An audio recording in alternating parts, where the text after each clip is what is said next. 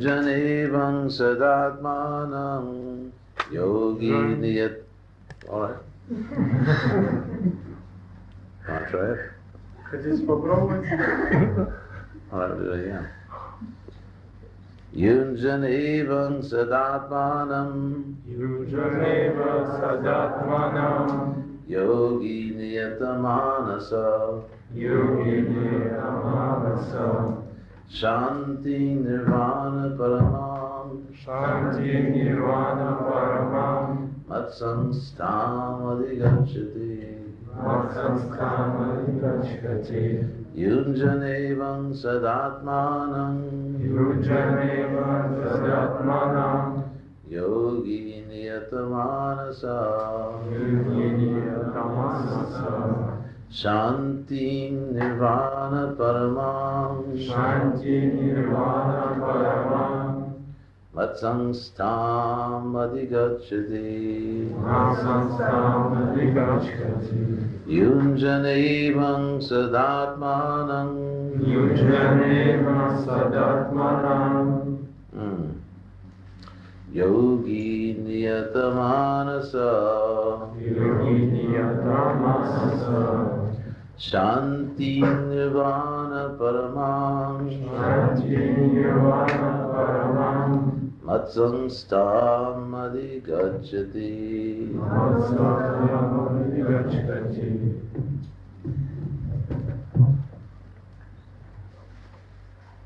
So, do you have a Russian Bhagavad Gita? You do? Oh, very good. Well, I guess we'll do this in Russian. Yes. Huh? Не, уже все здесь. Is there any water? Drinking water? Listen to Vasa Pita.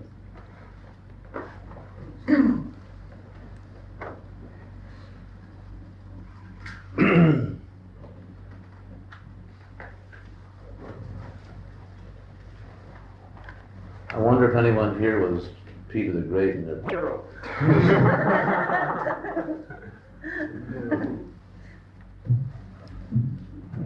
All right, so this your microphone. So you can go ahead. You can read. Yes, translation of purport.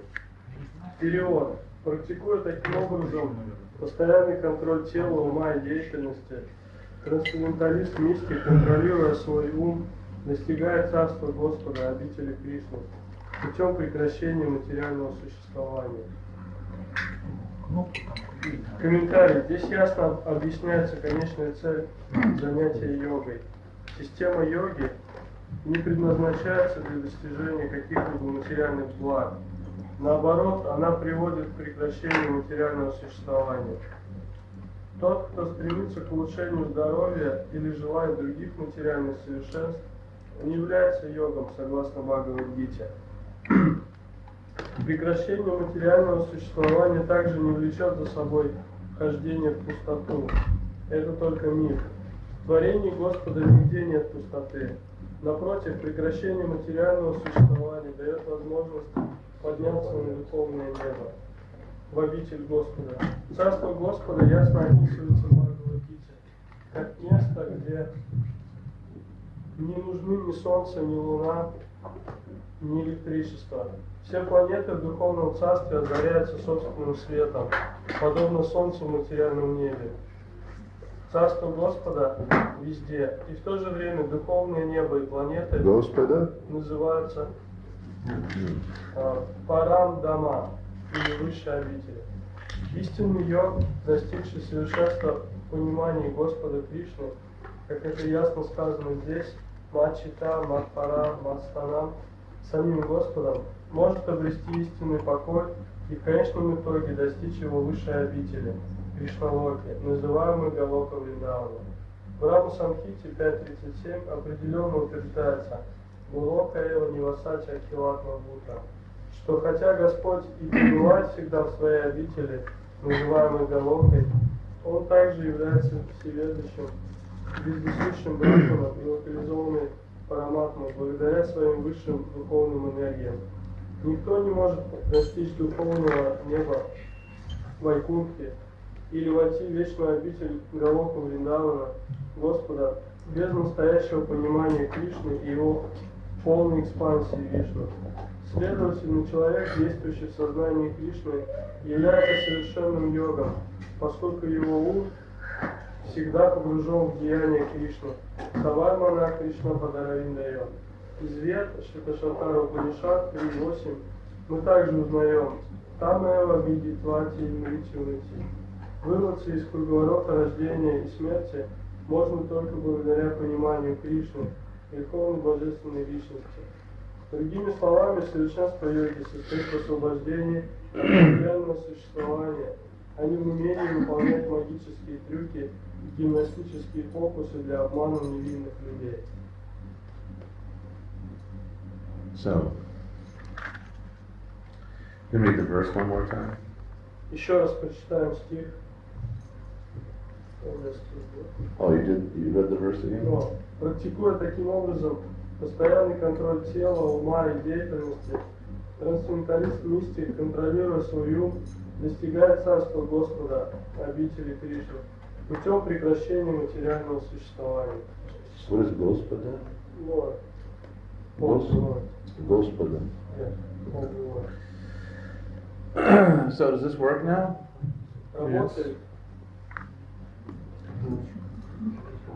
Our technical department is still busily at work here. Наш технический департамент все еще работает.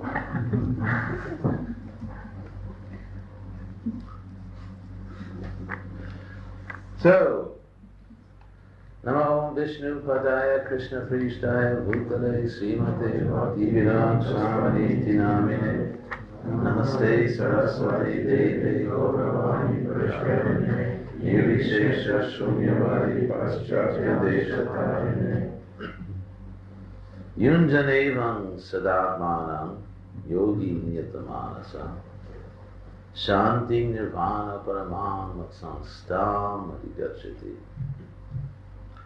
As we were discussing yesterday in Moscow, Как мы обсуждали вчера в Москве, and as Prabhupada often said, также Прабхупада часто говорил об этом.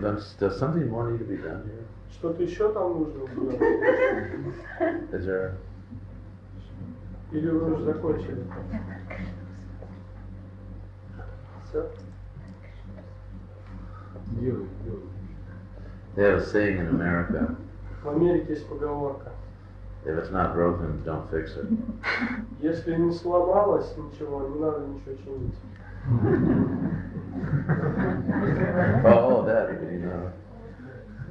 Oh. Can everybody hear him? Всем меня слышно, да? Can you hear back there? Way back Сзади there? слышно там? Может быть, поменять тогда, наоборот, переводчику микрофон? Ну, Yeah, I think. This room is actually not that big, unfortunately. к несчастью, эта комната не такая большая. You can imagine when people use this room just for like an ordinary living room, imagine a group of people at a social gathering with microphones. Можете себе представить, как вот, когда здесь обычные люди жили, если бы они так собрались, и с микрофоном, как бы это... So we will, anyway, there's also a certain, this work? No. Well, I guess no one's going to have a microphone. Ну тогда никого не будет микрофона. All right. This is actually, I feel better now that I have the only microphone.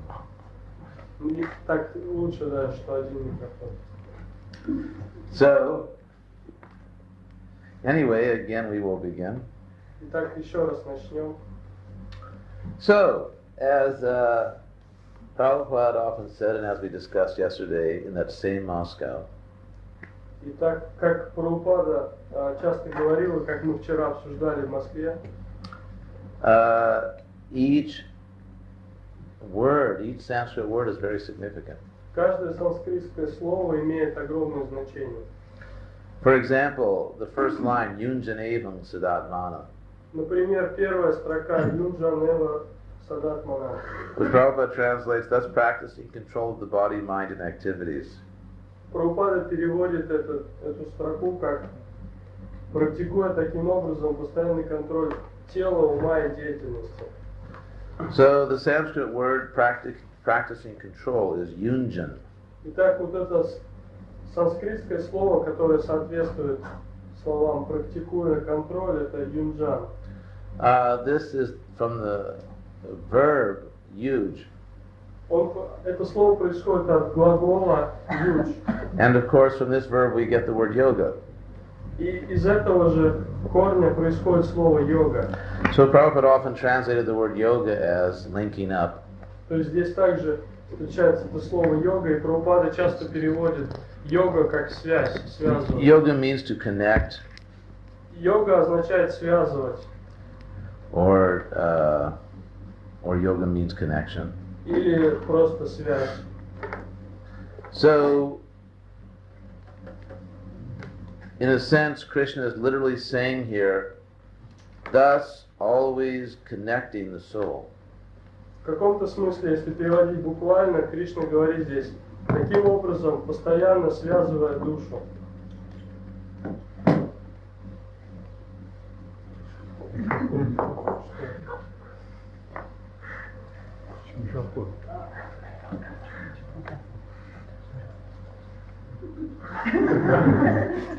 Actually, you need a tie to hold that. Yeah. Галстук нужен, чтобы микрофон носить.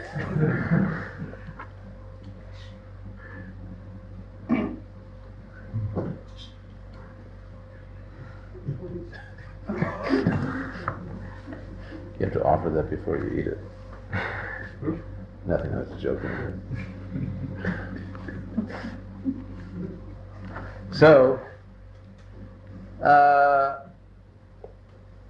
So Krishna literally is saying connecting the self. Итак, здесь Кришна буквально говорит, связывая себя.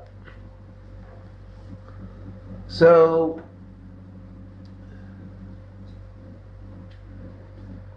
we are tiny individual souls. Итак, мы являемся очень незначительными индивидуальными душами. And we take on a particular quality of life based on our association. И в соответствии с тем, какое у нас общение, мы перенимаем такие же качества в жизни. Don't they say in Russia, tell me who your friends are and I will tell you what you are? В русском языке тоже есть такая поговорка: скажи мне, кто твой друг, и я скажу, кто ты. So everyone in the world is practicing yoga. Таким образом, все люди в мире занимаются йогой. Because everyone is connecting to something. Потому что каждый с кем-то или с чем-то устанавливает связь. Some people are practicing beer yoga. Некоторые люди практикуют йогу с пивом. Actually, many people are. That's a very popular yoga. На самом деле это очень популярный вид йоги, пиво-йога. Or people, isn't it people go to bars and associate with a certain class of people? Ведь многие люди ходят в всякие бары пивные и общаются с определенными людьми там. Someone goes to a rap concert, someone goes to a concert of Italian opera. Кто-то ходит на концерты, слушает рэп, кто-то слушает итальянскую оперу. And someone is simply singing in the shower. А кто-то просто в душе любит петь. But the idea is that everyone is creating certain association. Но суть в том, что каждый человек создает определенное общение для себя. Everyone chooses a certain culture. Каждый человек выбирает определенную культуру. And a group of friends or associates. И выбирает друзей и тех, с кем он общается. And ultimately, indirectly, we choose to take birth in a particular family by our karma. И в конечном счете, косвенным образом мы также выбираем посредством своей кармы, в какой семье мы рождаемся. Not by direct choice, but indirectly by choosing a certain quality of life. Это происходит неосознанно, это не так, что мы непосредственно выбираем рождение, но благодаря тому, что мы занимаемся определенной деятельностью, мы выбираем себе Even the non-devotees understand how important association is. Даже непреданные понимают важность общения. That's why parents want their children to play with so-called nice children. Поэтому родители всегда хотят, чтобы их дети играли с так называемыми хорошими детьми. That's why parents want to send their children to school. Поэтому-то родители хотят отправить своих детей в школу. Or we become excited if somehow we get the association of a famous person. Или же мы очень радуемся, если нам выпадает удача пообщаться с каким-то знаменитым человеком. So everyone is looking for association. Итак, все ищут общение, все стремятся к общению. Isn't it? For example, it's Saturday night. And so the non-devotees are very concerned about what their association will be on Saturday night. Вот, например, сегодня суббота, вечер субботы, и непреданные в этот день очень беспокоятся о том, с кем они будут общаться. Isn't it? Они интересуются, им хочется найти с кем пообщаться, не правда ли? Non-devotees become depressed if they don't have appropriate association on the weekend. Непреданные очень расстраиваются, если у них на выходные не с кем пообщаться, нет общества хорошего. Because they think, I worked so hard like an ass, now I'm supposed to be enjoying some wonderful romantic adventure. А потому что они думают, я всю неделю работаю как осел, а на выходных хотелось бы завести с кем-нибудь роман, с кем-нибудь пообщаться. So ultimately, every material association simply leads to death. Но в конце концов любое материальное общение приводит просто к смерти. Because all material association is based on the material body, which is temporary. Любое материальное общество и любое материальное общение основывается на теле. So beyond the material body, there's the real us, the soul. Но помимо материального тела существует наша истинная сущность, то есть душа. So this is the real Saturday night special. Так что у нас сейчас особая такая встреча, субботняя, как раз. Because we are associated with Krishna. Потому что мы общаемся с Кришной. So people say, what did you do Saturday night? You could say, I went out with the Supreme Person. Если кто-то вас спросит, чем ты занимался в субботу вечером, вы можете сказать, я встречался с Верховной Личностью. So here the Sanskrit word yunjan, contacting or linking, connecting. Итак, здесь есть это слово юнджан, которое означает соприкасаться, связываться. Ultimately means to bring the soul into a correct relationship with the soul itself and also with God. В конечном счете это означает привести душу в должное состояние по отношению к самой себе и по отношению к Богу. We often say that yoga means to connect to God. Мы часто говорим, что йога означает связь с Богом. But it's interesting that it also means to connect to yourself. Но интересно отметить, что это также означает связь с собой. For example, we sometimes say that a person is not himself or not herself today. Как часто мы говорим, вот человек сегодня сам не свой. Isn't it in Russian? Yeah. Well, then who is the person? Тогда кто же он? Кто этот человек? Кем он является? Or we say that someone lost their head. Или говорят, что кто-то лишился, совсем голову потерял. Imagine a headless body running around the street looking for the head. Можете себе представить, такое безголовое тело бегает по улице, ищет голову. But of course, when people say that someone lost their head, it means simply they've forgotten who they really are. Но когда говорят, что человек потерял голову, это имеется в виду, что он забыл, кто он такой. Similarly, there's a Sanskrit term found throughout the Vedic literature. И подобным образом есть санскритский термин, который встречается в ведических писаниях. Atmavan, which means literally self-possessed, one possesses oneself. И это слово «атмаван», которое буквально означает «тот, кто обладает собой». So what does it mean to have yourself? Что значит иметь себя? Что это значит иметь себя? For example, let's say you have money, but you forgot that you have money. Например, у вас есть деньги, но вы забыли о том, что у вас есть деньги. You might as well not have money. То есть это все равно, что у вас нет денег. So if you have something but you don't know you have it, then it's like not having it. Если у вас что-то есть, но вы забыли о том, что у вас это есть, это все равно, что у вас этого нет. So if you think I am this body, it's like being your body. И если вы думаете, я это тело, то это все равно, что вы являетесь телом. The only difference is that after you die, you get a chance to try again. Единственная разница в том, что после того, как вы умрете, у вас получится, вы получаете возможность начать все снова, еще раз попробовать. You don't actually die. Вы на самом деле не умираете. But in terms of the experience we have of ourselves and our life within this life, Но с точки зрения вот этого опыта, который мы имеем по отношению к себе и нашей жизни, if someone who thinks I am this body lives as if they were the body, люди, которые считают себя телом, живут так, как будто они и есть тело. so all of this material association is not even really association at all. Так что таким образом материальное общение, по сути дела, и не является общением. It's like a costume ball, you know what that is? It's like a costume ball, but no one ever takes their mask off.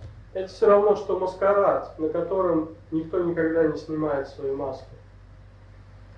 Or it's like association between people inside machines. Или это все равно, что общение между людьми, которые сами находятся в машинах. You can actually observe this nowadays, people inside cars, Сейчас можно это наблюдать, когда люди в машинах сидят, and the windows are rolled up, они открывают окна, and the people, actually they become their cars. то есть и они становятся практически, сливаются с машинами. Maybe one car cuts in front of the other one, Одна машина подрезает другую, and the other one honks. и другой начинает гудеть, другая The other машина, one pulls up on the side. And и тогда она отъезжает в сторону. there's no actual human contact. То есть люди между собой практически не взаимодействуют. They're just associating through their machines. Они с помощью машин взаимодействуют уже. So, so-called human society is just association of machines. И точно так же так называемое человеческое общество это просто сообщество машин такое. There's no real contact between persons. Потому что между личностями нет настоящего контакта. Even our so-called deep sentiments are also temporary. Даже наши эти так называемые глубокие чувства, это все очень временно. Now, we are eternal. Мы вечные, So if you have a temporary sentiment, that can't be you. поэтому вот это временное чувство не может быть нами, это не может быть вы. Because on Sunday morning, when the sentiment is gone, you're still there. Потому что в воскресенье утром, когда это чувство проходит, вы продолжаете существовать. So even the sentiments are just another, material sentiments are simply another material covering. Так что материальные чувства, ощущения, это тоже просто еще один слой материального покрытия. So we, in a sense, in a sense, we can say that we have a relationship with ourselves. И в каком-то смысле мы можем сказать, что у нас существует отношение с самим собой. Otherwise, why do people sometimes say, I hate myself? Почему же иногда люди говорят, я себя ненавижу? Or, I think I'm great. Или они говорят, я думаю, что я великий. If you say, I think I'm great, it means you become the object of your own thought. Если вы думаете, если вы говорите, я думаю, что я великий, это значит, что вы становитесь объектом своей собственной мысли. So if you're aware of something, that awareness constitutes a relationship with the object that you're aware of. Если вы что-то осознаете, то само осознание этого составляет ваше взаимоотношение с объектом вашего сознания. So the very term self-realization indicates a relationship with the self. И само это понятие самоосознания подразумевает то, что существует отношение с собой. Because realization means awareness. Потому что осознание означает то, что вы сознаете это. So, in that sense, yunjanevang sadatmanam, that connecting the self, can also mean that you have to establish a proper relationship with yourself. И в каком-то смысле вот это слово юнджан означает то, что вы устанавливаете связь с самим собой, правильные отношения с самим собой. As we know, obsessively loving or hating yourself is not really healthy. Как мы знаем, такая навязчивая любовь или ненависть по отношению к себе – это не самое здоровое состояние. So we have to understand ourselves to be eternal servants of Krishna. Поэтому мы должны понять, что мы являемся вечными слугами Кришны. That's our eternal position. И таково наше вечное положение. So to establish a proper relationship with yourself means to have a proper relationship with Krishna. Поэтому установить правильные отношения с самим собой – это значит установить правильные отношения с Кришной. And vice versa. И наоборот.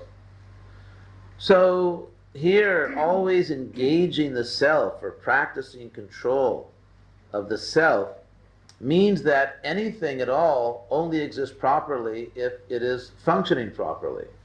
Итак, здесь говорится, что постоянно связывая себя, постоянно контролируя себя, имеется в виду то, что все существует должным образом, только если это действие функционирует должным образом. For example, what does it mean to be a good microphone? Например, что значит быть хорошим микрофоном? You can simply compare my microphone to the one he had. Можете просто сравнить мой микрофон с тем, что есть у моего переводчика. So a good microphone is a microphone that amplifies sound well. Хороший микрофон – это микрофон, который хорошо усиливает звук. But that means there's a relationship between the microphone and the sound. Но это означает, что между микрофоном и звуком существует связь. And there's a relationship between the sound and someone's ears. И также существует связь между звуком и чьими-то ушами. So there is no object that functions within a vacuum.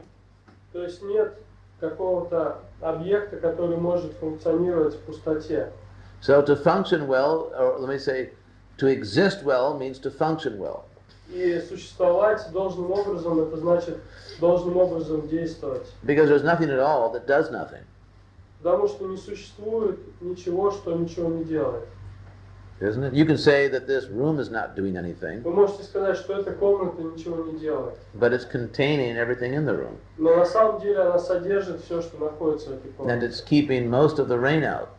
И охраняет нас от большей части дождя. And the floor is supporting us. А пол нас поддерживает. So the room is doing lots of things. Так что эта комната делает много разных вещей. Everyone is doing something. И каждый что-то делает. Everything is doing something. И каждая вещь тоже делает что-то. So to exist well means to function well. Таким образом, хорошо существовать означает хорошо действовать. Good news, ladies and gentlemen. Хорошая новость, дамы и господа. Well, I guess I've been relativized now. Теперь мы сравнялись.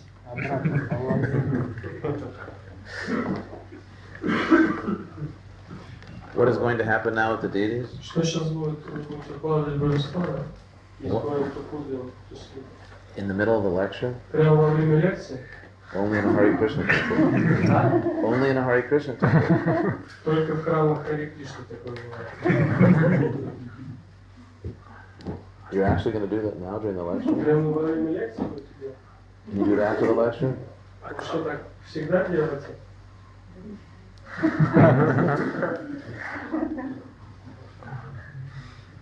Well, this wouldn't be complete unless you ring a bell in the middle of a lecture.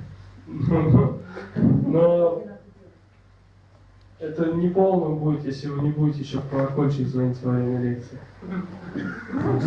Законченный ритуал будет.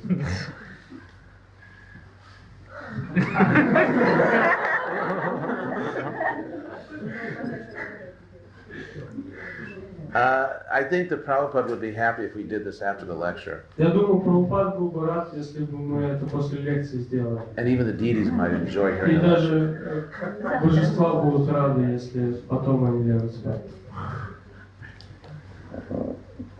The only thing we don't do in the middle of lectures in Hare Krishna temples is we don't yet land helicopters in the temple. То есть единственное, что мы не делаем в храмах Харе Кришна во время лекции, это мы не позволяем вертолетом садиться в правой комнате во время лекции.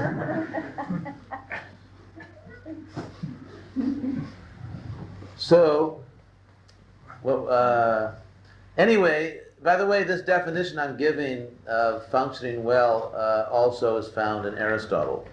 Кстати, вот это определение, которое я вам говорил, то, что нужно действовать хорошо, это определение дает Аристотель. So, to exist well means to function well. Таким образом, существовать хорошо, жить хорошо, это значит хорошо действовать. And to function well means to have proper relationships with other things.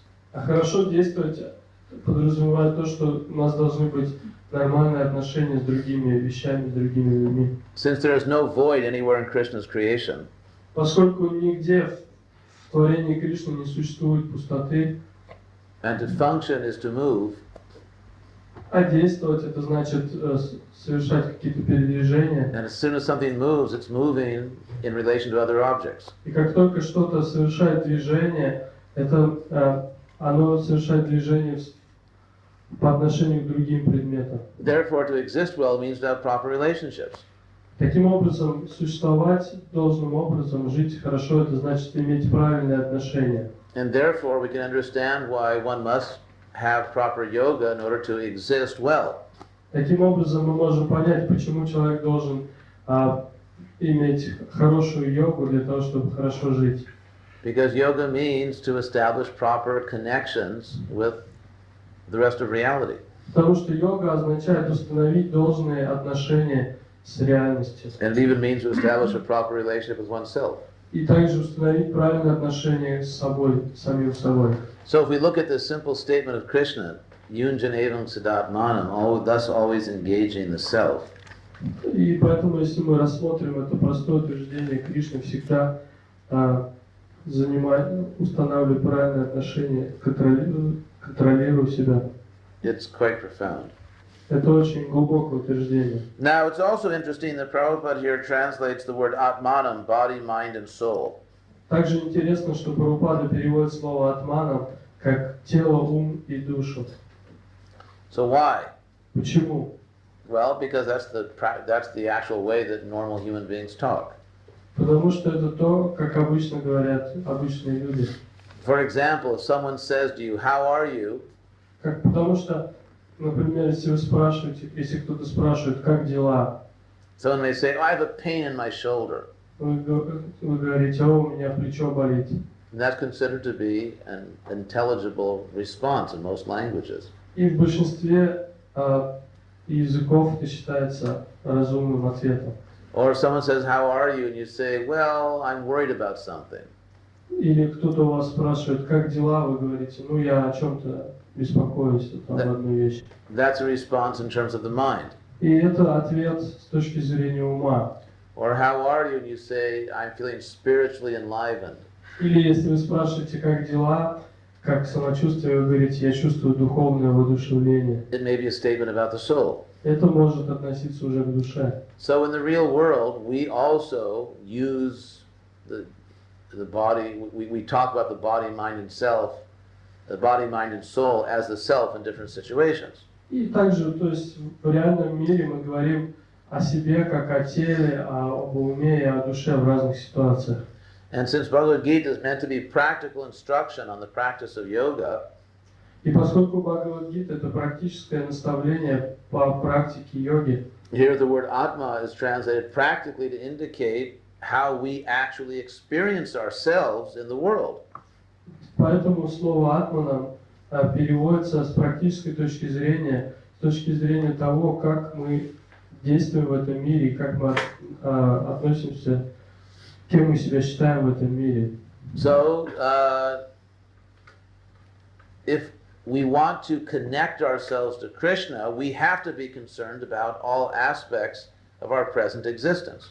Если мы хотим установить отношения с Кришной, то мы должны думать обо всех аспектах нашего существования в этом мире. Therefore, the verb yunjan takes as an object the body, mind, and soul.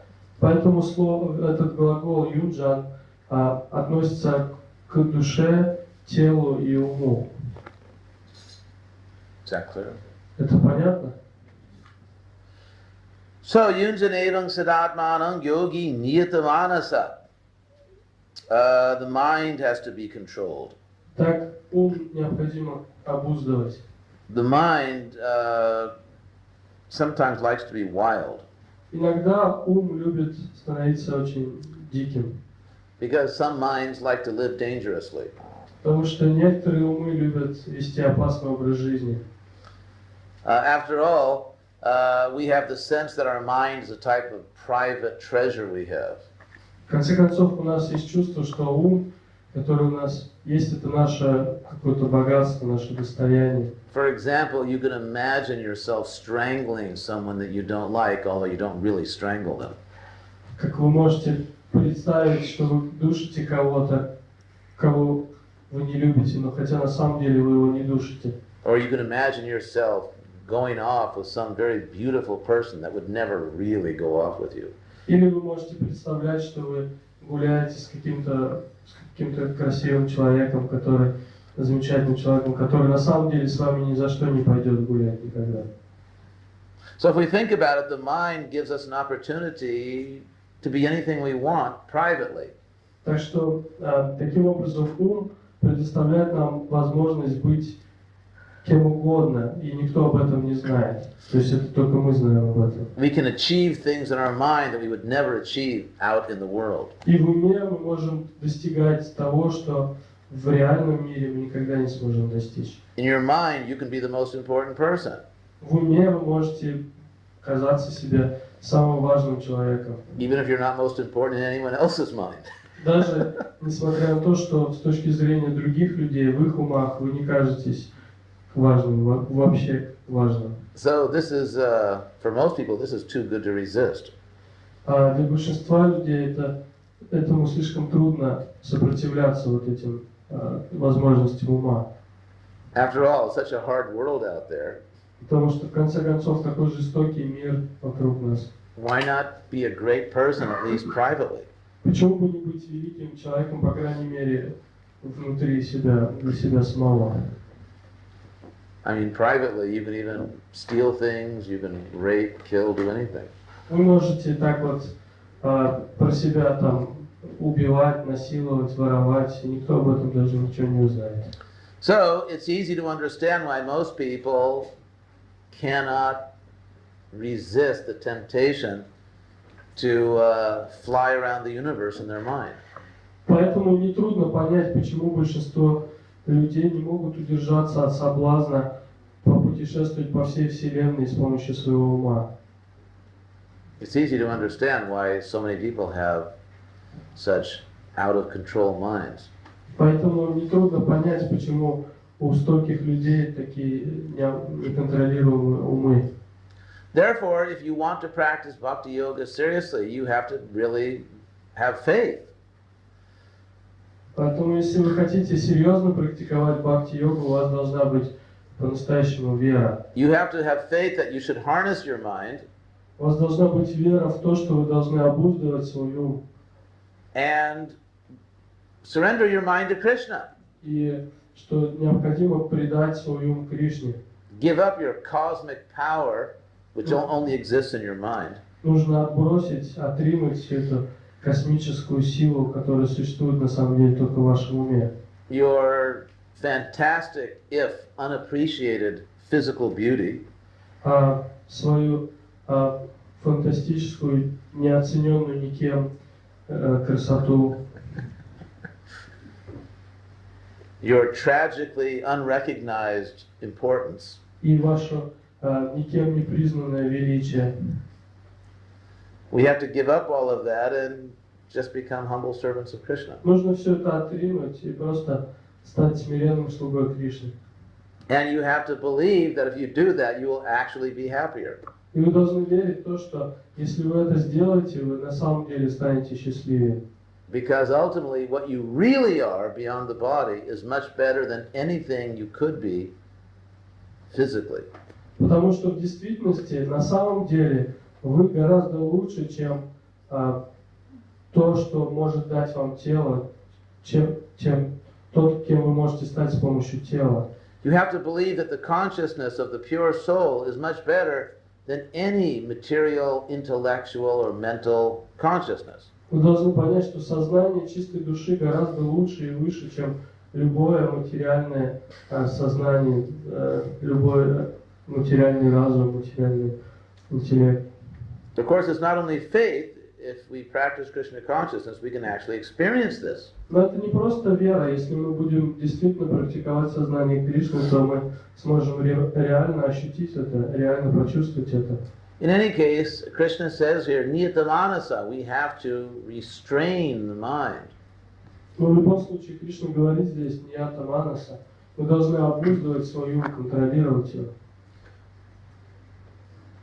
Because we can't simultaneously be crazy and sane. Потому что невозможно одновременно быть сумасшедшим и разумным. You can't simultaneously be in illusion and in knowledge. Потому что невозможно одновременно пребывать в иллюзии и обладать знанием. So Krishna says such a practicing yogi. Так Кришна говорит, что такой йог-мистик, практикующий йог-мистик, achieves shanti, peace, достигает шанти или умиротворения мира.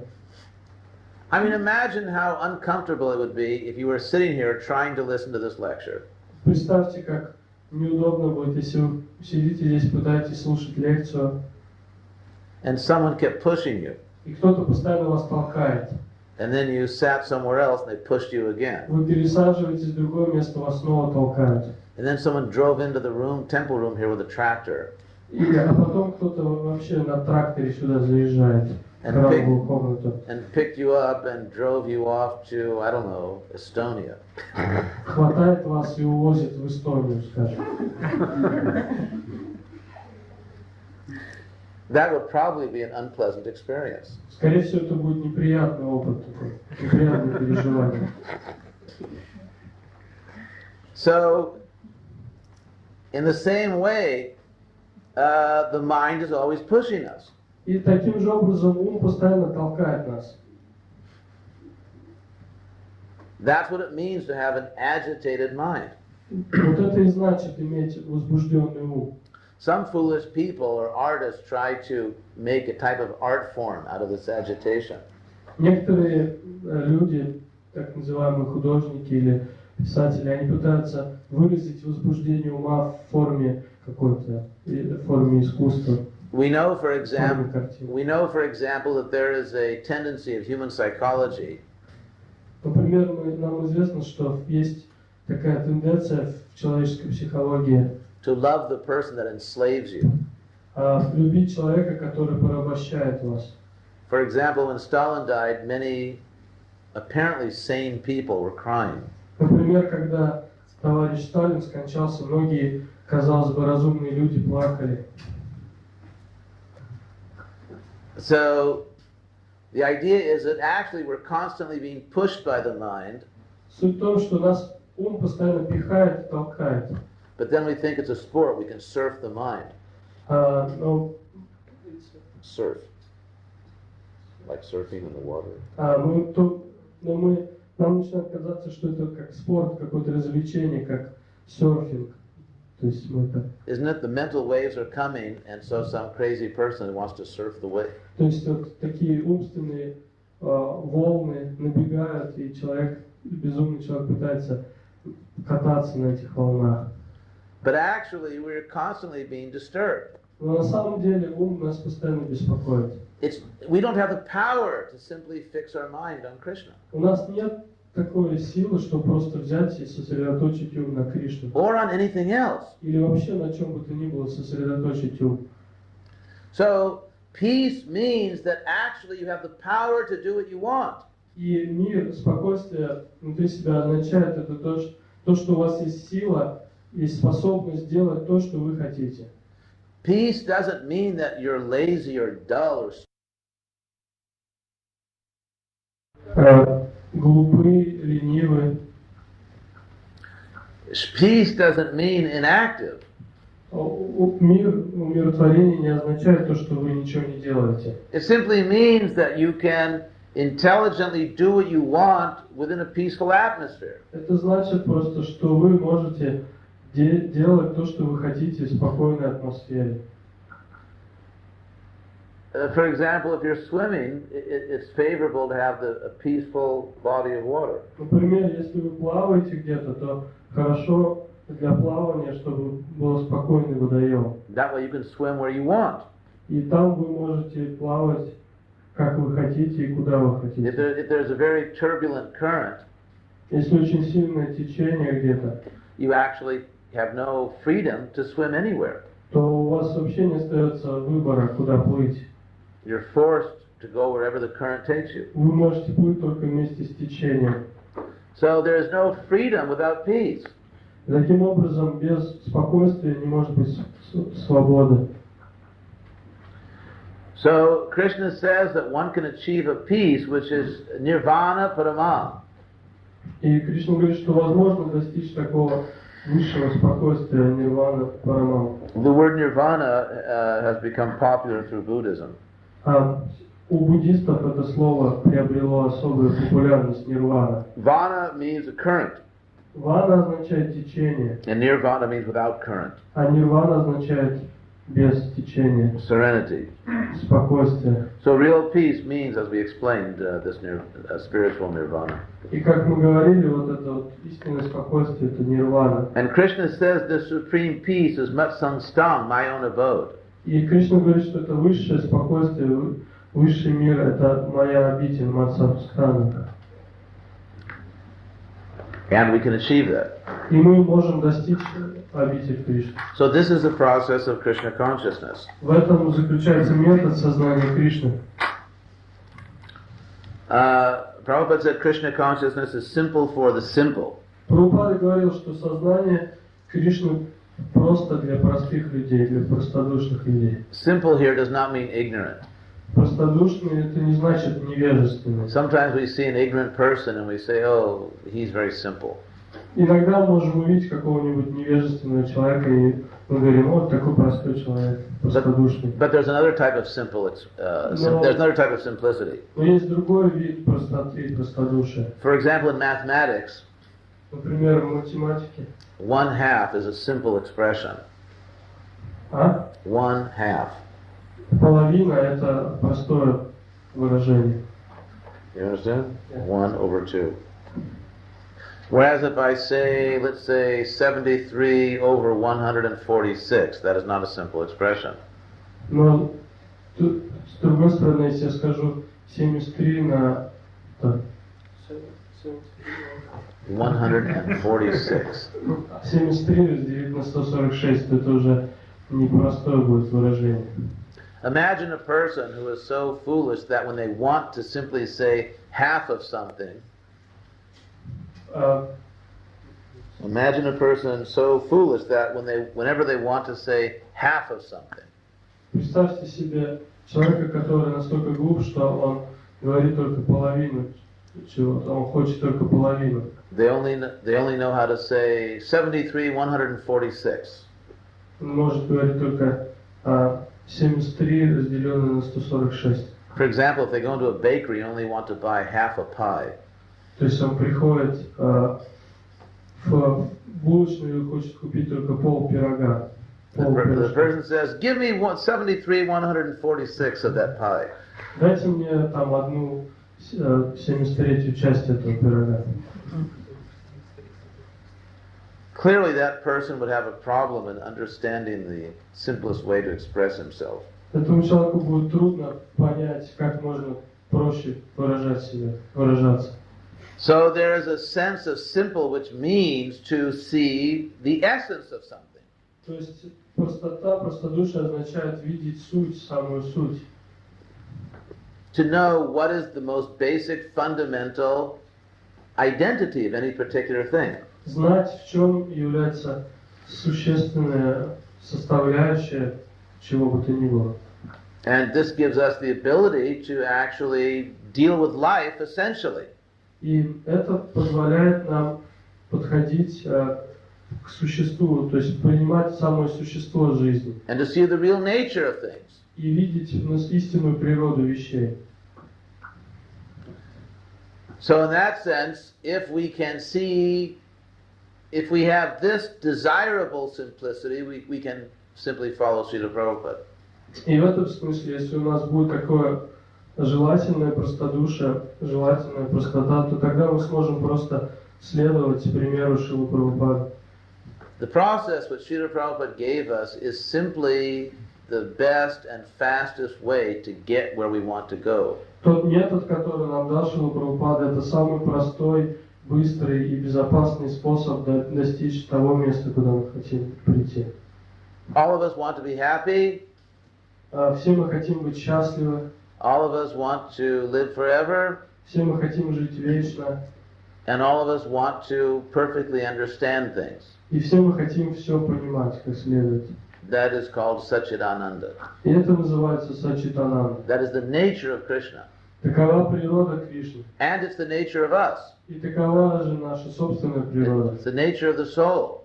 Такова природа души. So everything we really want, Поэтому все, что мы действительно хотим, to live, to be happy, to understand, жить, быть счастливым и понимать все, can only come through Krishna consciousness. может прийти к нам только посредством сознания Кришны. And the best and easiest and quickest way to be Krishna conscious is to follow Srila Prabhupada. И самый лучший, самый быстрый, самый надежный способ обрести сознание Кришны — это следовать наставлениям Шрилы Прабхупады. We were talking about simplicity as an ability to see the essence.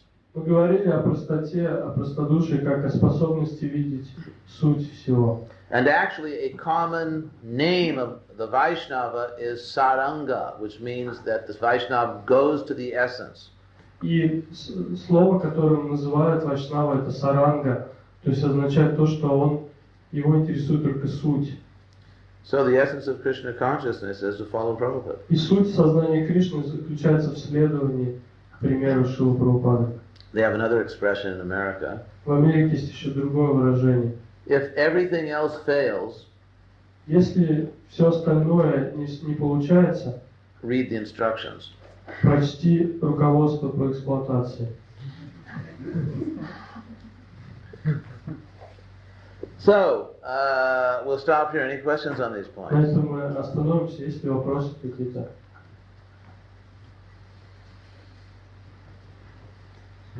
Yes.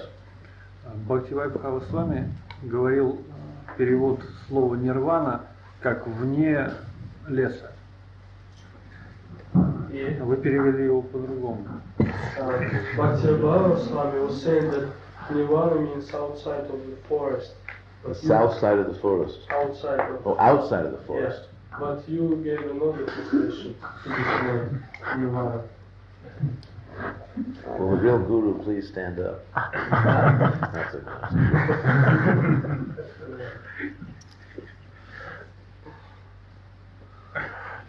Vana means forest. Вана также значит лес, да. Of course, nirvana is with a long A. Конечно, нирвана там долгий звук А, долгое А. Vana, and vana is with a short A. А вана это краткое А. But still, Ну, так или that's иначе, not a это problem не linguistically. самое главное.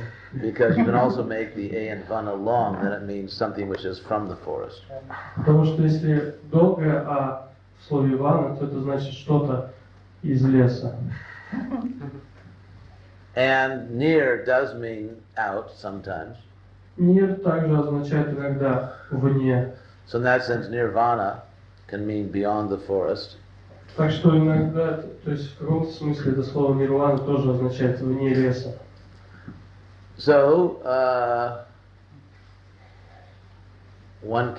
that's also a possible understanding. То есть такое, это тоже один из вариантов The, перевода этого слова. the normal definition is taken from the Sanskrit verb va, which means to blow like the wind. Обычное понимание этого слова это то, что это вана происходит от санскритского корня ва, что значит дуть, как ветер.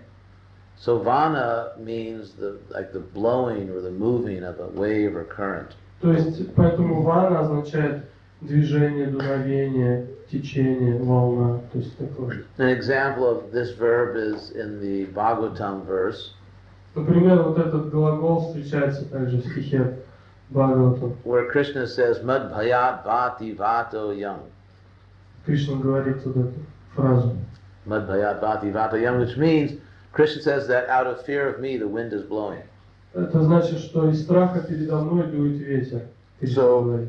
Near means also without. Мир также означает без. I don't know if in Russian you can do this. In English you can say out or without. Do they have anything like that in Russian? No. Sorry, Charlie. So, anyway, out or outside has the sense of not being something, but being something else.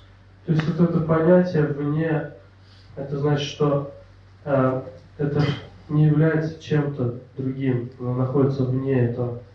Just like to be outside of Russian citizenship means that you're not a Russian. Например, быть вне русского, то есть вне русского гражданства, российского гражданства, это означает то, что вы не являетесь российским гражданином. To be outside of good health means you're not healthy. Быть не в добром здравии означает то, что вы больны, что у вас проблемы со здоровьем. So in that sense, near can mean out, but also it means without. То есть, поэтому вот эта приставка «нир» означает «вне» и также «без». And so nirvana simply means without vana, Поэтому нирвана означает просто «без ваны».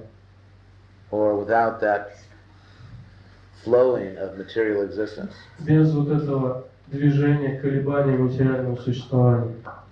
So I think I appreciate that insight from Bhakti-Vaibhava Swami. Я ценю вот это замечание Бхакти-Вайшнавской с вами, его объяснение.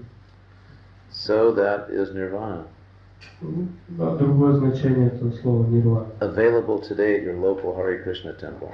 И вот эта нирвана сегодня доступна здесь, преданным, в этом храме Харе Кришны. So any other questions? Еще есть вопросы? Yes? Yes. Иногда в Писании говорится о существовании ума, интеллекта и ложного эго. А, скажем, вот Джада Бхарат, когда дает это наставление, он рассматривает только ум и даже в одном месте называет его, что он и является ложным эго. Не могли бы вы прокомментировать это? Спасибо. Sometimes in the scriptures there are descriptions of mind, intelligence and false ego, but sometimes, like for example, Jada Bharata, when he was giving instructions, he was speaking only about the mind, and once he even called the mind false ego. He said that it is a false ego. So, how to understand this? Well, that's just. We have to understand that the people in the Bhagavatam are actually real people. Нужно понять, что люди, которые описаны в Бхагаватам, это живые люди. And basically they speak in Sanskrit the same way we do in Russian or English. И они говорят на санскрите так же, как мы по-русски или по-английски. Sometimes we speak technically and sometimes we speak more informally. Иногда мы говорим более формально, более официальным языком. Иногда мы просто разговариваем свободно, без всяких терминов. For example, let's say if a devotee says to you that, oh, I feel so sad today, I don't want to do it, I'm just going to lie down in the bathtub in a hot bath, I'm so unhappy. Как, например, какой-нибудь преданный вам может сказать: ой, сегодня так себя неважно чувствую, так плохо мне что-то, буду целый день лежать в горячей ванне. We don't normally hear that from devotees. Обычно же мы не слышим этого от преданных, правильно? But then another devotee might say, hey, that's just your mind. Вот тогда какой-нибудь преданный может сказать на это: ну это просто ум, твой ум говорит. Now, Bhakta bathtub might reply to that. Bathtub. The bath. И этот бхакта из ванны может ответить на это. That technically my mind is eternal, it's my spiritual mind. Do you mean the covering of my spiritual mind? Он может спросить: в сущности, ум — это мой вечный духовный ум. Ты имеешь в виду материальное покрытие моего ума? But if Bhakta bathtub spoke that way, he would not only be amphibious, he would also be obnoxious. И если вот этот бхакта из ванны скажет так, то он будет не просто земноводным, он будет еще и поступит еще очень некрасиво при этом. Because when a devotee says that's just your mind, we all know what he means. Потому что когда преданный говорит, ну это просто ум, мы все понимаем, что он имеет в виду. We mean the material mind. То есть мы понимаем, что он имеет в виду материальный ум. So there are two important words in philosophical Sanskrit, И в философском санскрите есть два важных слова. which are vyavaharika and paramartika. Это вьявахарика и парамартика. Vyavaharika means in relation to speech. Вьявахарика означает в связи с речью. Speaking informally. То есть это значит такой свободный разговор. We know what we mean. Мы знаем все, что имеется в виду. Other people understand us, Другие люди тоже понимают нас. but we are not speaking technically. Но мы не говорим конкретными терминами. And paramartika means that we actually speak very technically. И парамартика означает, когда мы очень четко и конкретно говорим какие-то термины, даем определение. For example, if you were giving a lecture in a school, Допустим, если вы читаете лекцию в школе, and you were explaining the difference between the mind, intelligence, and false ego, и вы объясняете разницу между умом, разумом и ложным эго, and the soul, и душой, you would have to be very precise. вы должны быть очень точны в своих определениях и очень конкретны. But when you're trying to get the bhakta out of the bathtub, Но когда вы пытаетесь вытащить бхакту из ванны горячей, then you can be more informed. тогда So вы можете говорить свободно. even in the Bhagavatam, we find both types of speech. Так что в Бхагаватам тоже встречаются два разных вида речи. Because the people in the Bhagavatam are real people like Потому что us. люди, которые описаны в Бхагаватам, это живые люди. And in a sense, they speak the way we do.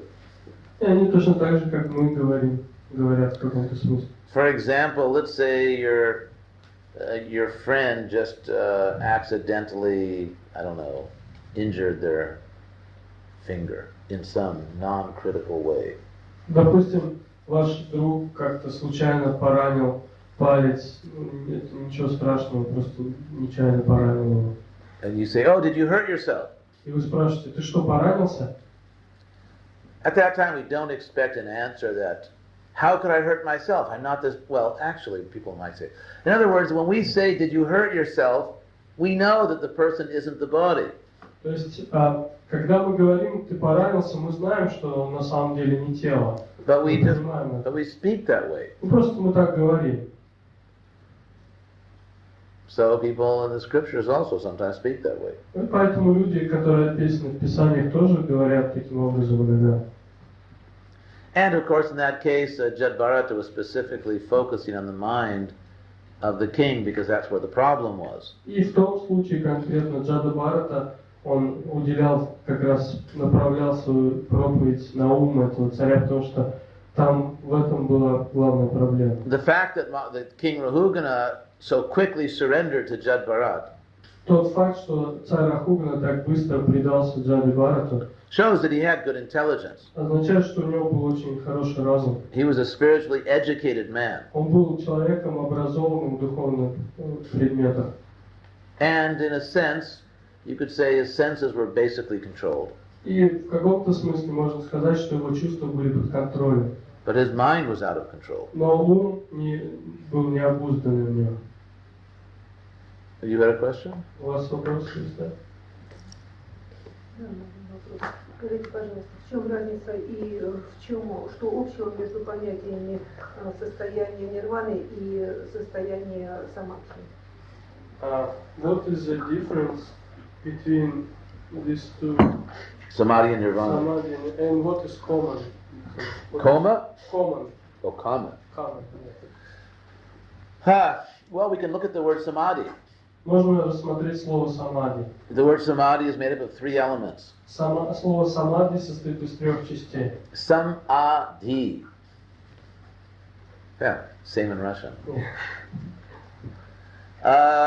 Sam means completely, Сам означает полный or together, или вместе, as in sankirtan. как санкиртана. And means to something. вот это слово, вот эта часть слов «а» означает «к чему-то». And "di" is from the root "da", which means to place. А «тхи» происходит от корня «тха», что значит «помещать». So when you place consciousness fully and directly in the truth, that's samadhi. Когда вы свое сознание полностью и по-настоящему сосредотачиваете на истине, это и есть самадхи. And of course that implies that there is nirvana, that you are beyond the influence of material powers. Конечно, это подразумевает то, что вы находитесь в нирване, то есть вы вне материальных влияний, вне материальных волнений. Technically, nirvana is a negative word. В смысле, с точки зрения грамматики, слово нирвана это отрицательное, то есть это отрицание. Negative not in the sense of being bad. То есть отрицательное не в смысле плохом, а в смысле отрицания. For example, to say that someone is free of disease is not a bad thing. Допустим, сказать, что кто-то свободен от болезни, кто-то не болеет, это не что-то плохое. So, but still, it's nirvana, without vana. То есть это слово означает нирвана, значит без ваны. Whereas samadhi is a positive sense of placing consciousness fully in the truth. А самадхи это слово, которое обозначает положительное действие, то есть когда вы сосредотачиваете сознание на истине. So there are different aspects of a single state of consciousness. То есть это разные аспекты одного состояния сознания, разные описания, с разных точек зрения. Yes? А вот во второй песне Шримад Бхагаватам говорится, что даже великие йоги, находясь в состоянии самадхи, они не были свободны от материальных желаний, и что само состояние самадхи не освобождало их от семян греховных желаний, которые находятся в сердце. Но вот с помощью преданного служения эти семена сжигаются. То есть какова разница между самадхи, которые достигают эти йоги, сосредоточением на абсолютной истине, и процессом преданного служения? In the second canto of Bhagavatam, it says that even those yogis who were in samadhi, they were not free from material desires. They still had the seeds of material desires. But it is said there that only by devotional service one can get rid of the seeds of material desires. So what is the difference between this samadhi, which is attained by the mystic yogis, and the devotional service?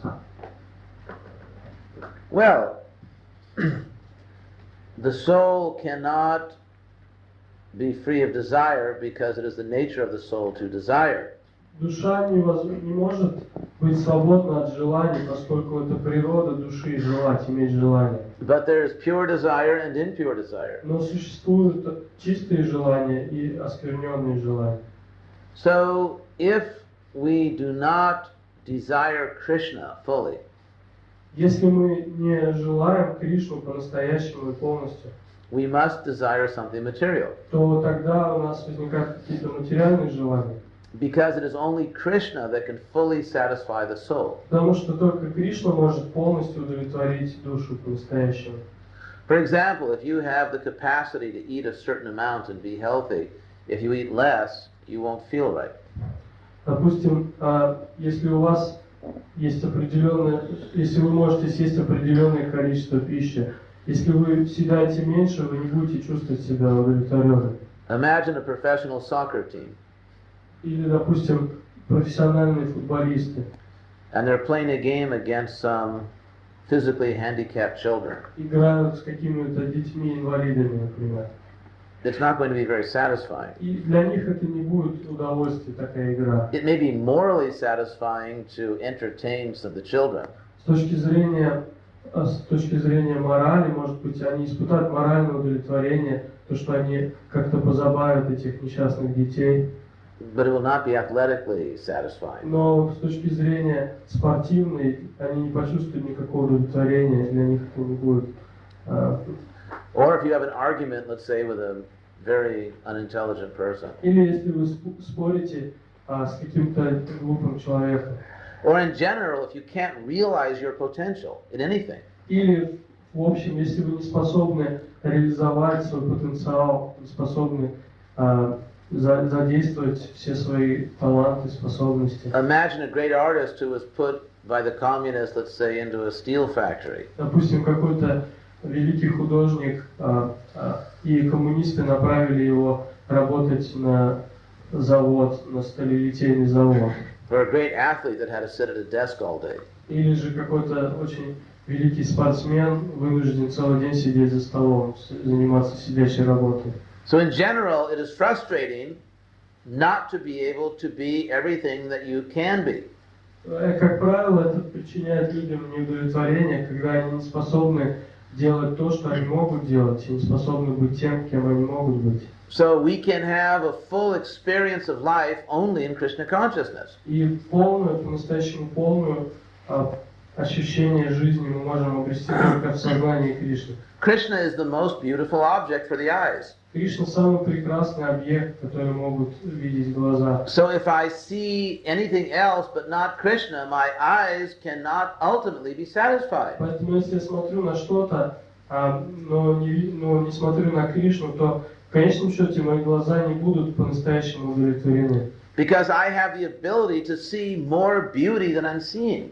Потому что у меня есть возможность, способность видеть гораздо большую красоту, чем то, что я вижу сейчас. I can hear more beauty than I'm hearing. Я могу слушать гораздо более прекрасные вещи, чем я I can слышу. taste more beauty than I'm tasting. Я могу ощущать, пробовать вкус гораздо больше прекрасный, чем то, что я испытываю сейчас.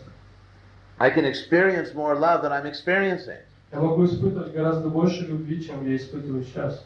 So if you're not Krishna conscious, you are not realizing your potential. Поэтому, если вы не обладаете сознанием Кришны, вы не реализуете свой потенциал. And therefore, you'll be frustrated, И поэтому вы будете разочарованы, расстроены, more or less. более или менее. And a frustrated person looks for something else. И разочарованный человек ищет чего-то другого и чего-то еще. And if the something else you're looking for isn't Krishna, it will be Maya. И поэтому, если то, что вы ищете, это не Кришна, то это будет майя. So if you're not Krishna conscious, you must have either potentially or actively material desires. И поэтому, если у вас нет сознания Кришны, то у вас либо в реальности будут материальные желания, либо будут они в потенциальном плане. So this means the samadhi of yoga is a somewhat unstable position. И поэтому такое самадхи, йога в мистиках, это неустойчивое положение. For example, you may climb up to the top of the mountain, Допустим, вы можете взобраться на гору, на вершину горы, but you may fall back down the mountain. но вы можете скатиться оттуда, свалиться. So you're in samadhi, but you may fall from that position. Вы в самадхи, но вы можете упасть с этого положения. Yes? Да. Харе Кришна. Hare Krishna. Говорят, что в этом тексте говорят, что мистические йоги с помощью контроля ума достигали высшей обители. А везде говорится, что без присутствия личности Бога, как Бхагавана и осознания его, вечной обители духовного мира невозможно достичь. Вот можно достичь с помощью контроля ума, без присутствия осознания личности Бога, как Бхагавана, духовного мира. Did they hear that back then? Сзади слышно было? Нет? Да? If you say it here that... Yeah, say it in Russian first.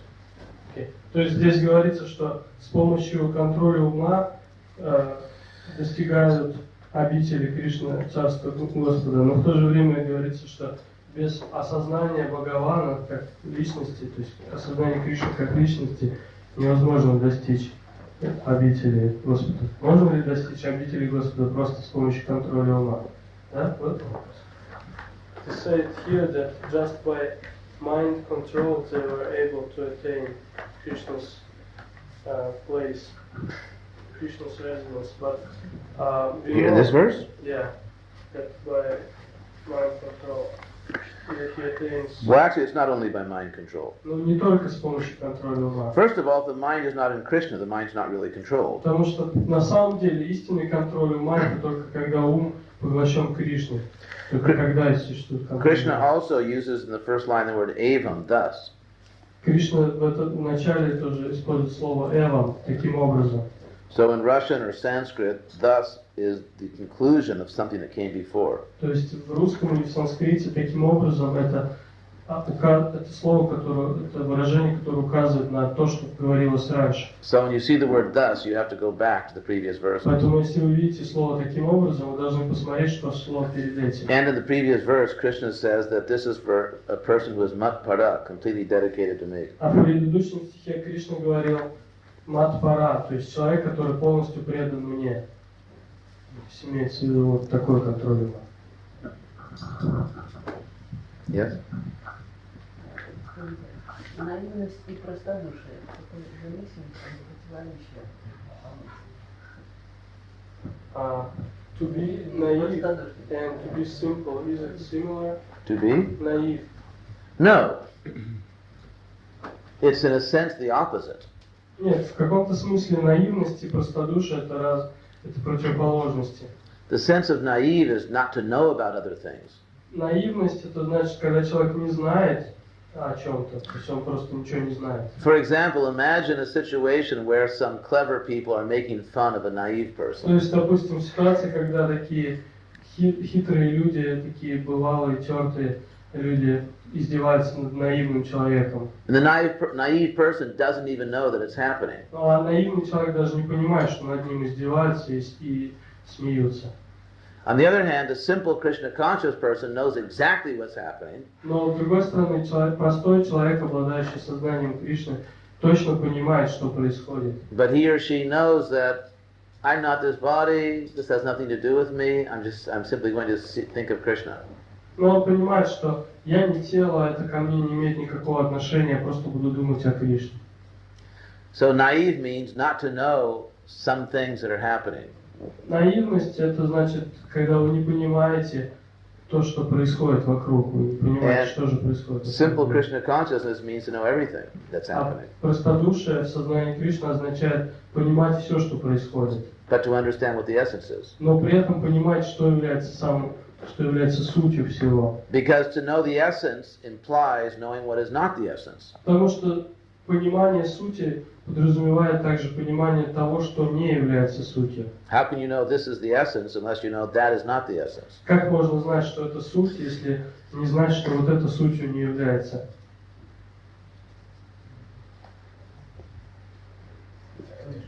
Конечно, простодушие тоже есть. Простодушных людей не сознание. There are some simple people who are just not in Krishna consciousness. That's another kind of simplicity. Но это другого рода простодушие и простота.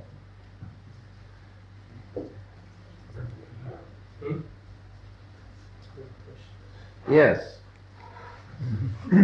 We have to reward him for delaying the... Вы заслужили вознаграждение, задержали выкладывание. В 8 главе говорится, что йога может уйти в благоприятные моменты дня, там перечисляется светлое время и так далее, последний стиха. То есть как бы это не зависит от состояния ума. Да, то есть как бы In the 8th chapter it is said that yogi can leave his body in auspicious time. And so does this depend on his state of mind, or if his living is depending only on auspicious time?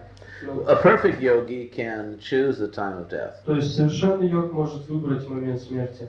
But as it is said, there are accidents even on the royal roads. Но, как говорится, даже на царской дороге бывают аварии.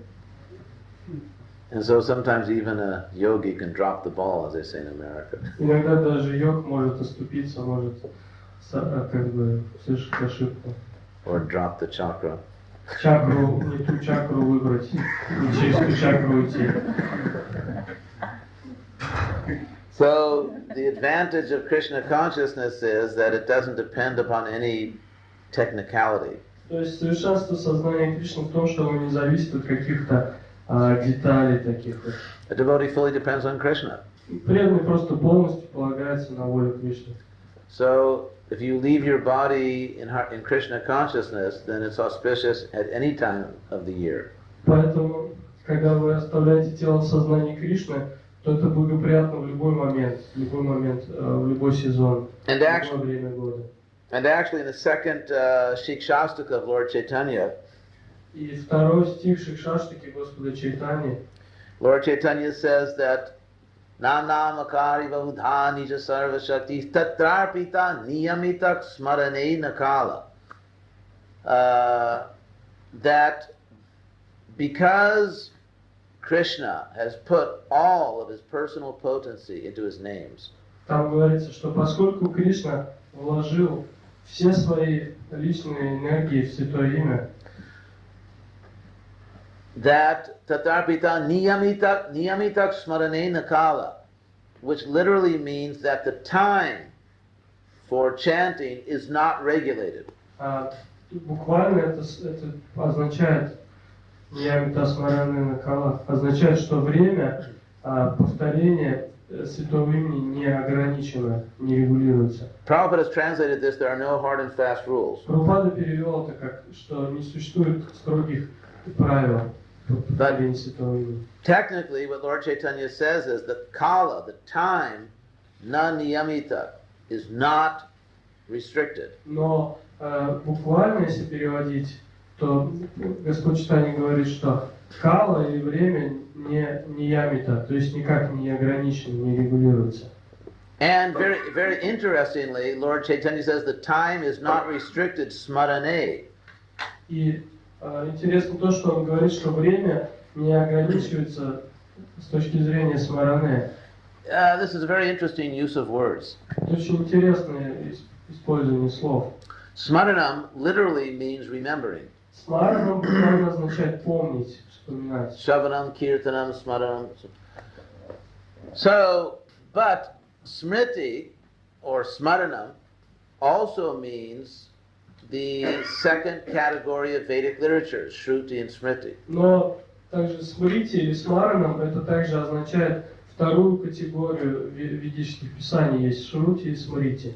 The characteristic of Smriti is that it is often full of all kinds of technical regulations. И особенностью смрити является то, что часто в смрити очень много разных деталей, подробных описаний, ограничений. That's why Prabhupada, when Allen Ginsberg, the famous American poet, said to Prabhupada that in your movement there are so many rules and regulations. Как, например, когда Аллен Гинзбург, известный американский писатель, поэт, говорил с Прабхупадой, он сказал ему, что в вашем движении столько правил и ограничений. Prabhupada just laughed. Прабхупада просто рассмеялся. And said that if you knew how many rules and regulations I didn't bring from India, you would faint. Он сказал, что если бы вы знали, сколько правил и предписаний я не привез с собой из Индии, вы просто бы упали в обморок. So all those rules and regulations are found in the Smarana or the Smriti. И все вот эти правила и предписания описаны в Смаранам, то есть в Смрити. Therefore, when Lord Chaitanya says, Tatarpita niyamitak smarane nakala, Поэтому, когда Господь Чайтанья говорит «Тран питания амита смаране накала», it means that the time is not restricted in remembering the name, это значит, что имя не ограничено по времени, то есть нет ограничений по времени, когда можно вспоминать это имя. but it also means the time is not restricted in the sense of technical Vedic injunctions. Но это также означает, что имя не ограничено с точки зрения ведических предписаний. To give an example even from our movement, Например, даже вот приводя пример из нашего движения.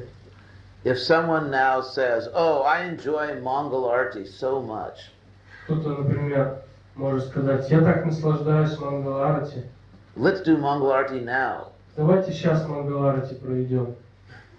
Well, there's an example where the time is restricted. То есть вот это пример того, когда время проведения какого-то ритуала ограничено. Or if you say, I enjoyed my wedding ceremony so much, Или вы можете сказать, ой, мне так понравилась моя свадьба, I'm going to get married every month. буду каждый месяц проводить свадьбу. So there are all kinds of religious ceremonies that are restricted. Есть самые разные религиозные церемонии, которые ограничены по времени. For example, the Gayatri mantra is chanted 3 times per day. Например, Гаятри мантру повторяют 3 раза в день. The Lord Chaitanya is saying that chanting Hare Krishna cannot be restricted to this or that time. Но Господь Чайтанья говорит, что повторение Харе Кришна мантры не ограничивается каким-то одним временем. For example, someone may say you should not chant at the time that you are taking care of your body. Например, кто-то может сказать, что не надо повторять мантру в то время, когда вы моете тело, там, занимаетесь телом. Or one cannot chant late at night. Или нельзя повторять Святое имя поздно ночью. Or you should not chant if someone in your family has died. Или нельзя повторять мантру, когда кто-то из вашей семьи умер. There are Vedic injunctions that when someone in your family has passed away for a certain period of time, you are ritually impure. То есть есть такие предписания в Ведах, что если в вашей семье кто-то умирает, то на определенное количество времени вы не можете чисто совершать ритуалы. Это вам запрещено проводить In ритуалы. every ancient religious tradition we find this. И в любой древней религиозной традиции мы встречаем это. The notion of ritual purity and ritual impurity. То есть существует период, когда ритуалы проводятся чисто, и когда они не могут проводиться чисто. This is, of course, studied a lot by anthropologists. И антропологи очень много это изучают. The Lord Chaitanya is saying there is no moment, there's no time when you should not chant Hare Krishna. Но Господь Чайтанья говорит, что не существует такого времени, когда вы не должны повторять Харе Кришна. And since chanting Hare Krishna is the perfection of life, Поскольку повторение Харе Кришна это совершенство жизни, if you leave your body chanting Hare Krishna at any time, then you get perfection.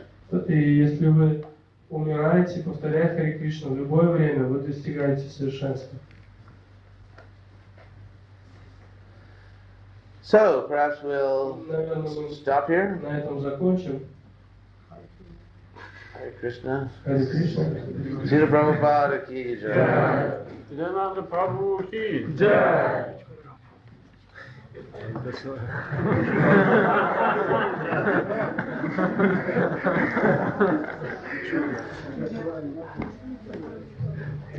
Now what? Now? Завтра программа будет 4 часа утренней лекции. Не будет now tomorrow the program will start at 4 o'clock, so it won't be morning program. You won't keep morning watch.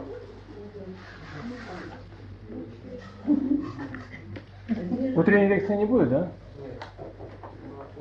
Будет, но если она не будет. Sadhana. He said that you won't give morning class. Yeah. Tell them that actually I just got over a bad cold, so if I speak too much, I will. Махарадж просто немного болен, у него горло болит, поэтому он не может много говорить. Будет одна лекция только завтра. So, arrivederci.